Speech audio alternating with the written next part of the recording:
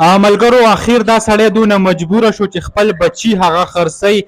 د بچو کم قیمت چې دی مقرر کړی دی تاسو هغه په سکرین باندې کتلی شئ. د دې ماشوم قیمت 15 لکه روپۍ. هغه وایي چې زه به دا په 15 لکه روپۍ خرڅوم. دې نه علاوه دا بله کومه ماشومه چې تاسو ته ښکاري د دې قیمت وایي هم 15 لکه او دا بل چې کم ښکاري وایي 3 لکه. نو که څوک اخیستل غواړئ نو دا خرڅ کړئ. یا دا کم وخت دی ډېر زیات یو افسوسناک وخت راغلی دی زما عزتمندو.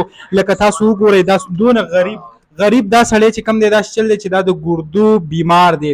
د ګردو دونه ډېر بیمار دی که ستاسو اوس یاد وي صحت کارډ باندې به مخکې علاج کېدو هغه هم اوس بند شو.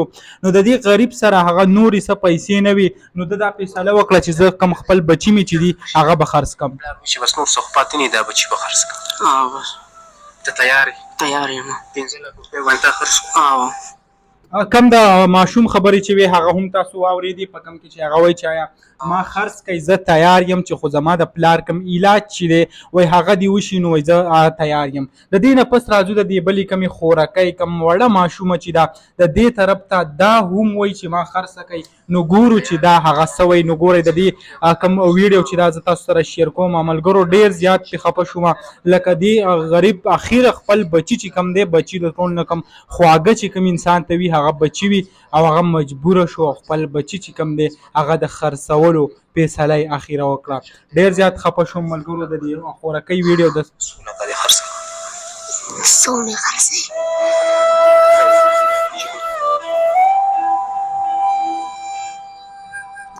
نو ملګرو اخیره کې تاسو ټولو ته یو ریکویسټ کوم که څوک د دې سره مدد کول غواړي نو زه تاسو ته نه خپل نمبر نه د دې کم سوشل ورکر چې دی دا چې تاسو ته ښکاري نه د دې نمبر بلکې کم دا مریض چې په خپله دی اسماعیل د دې نمبر هغه تاسو ته په سکرین باندې دا وښکاري.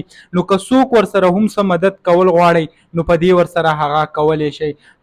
0345593110 په دې نمبر تاسو د دې مریض سره رابطه کولی شئ. که څوک ورسره څه قسمه مدد کول غواړئ یعنې څوک پیسې ورکول غواړئ زکات وغیره نو هغه د دې سره کولی شئ. دغه لنډه شان ویډیو به تاسو سره شریک کوله. که څوک هم خپل مدد یعنې صدقه کوئ د دې سره خامخا وکئ ځکه ډېر زیات یو غریب انسان هغه دی په دې مجبوره شوی دی خپل بچي خرڅوي. نو موږ له پکار دی چې د سره مدد وکړو.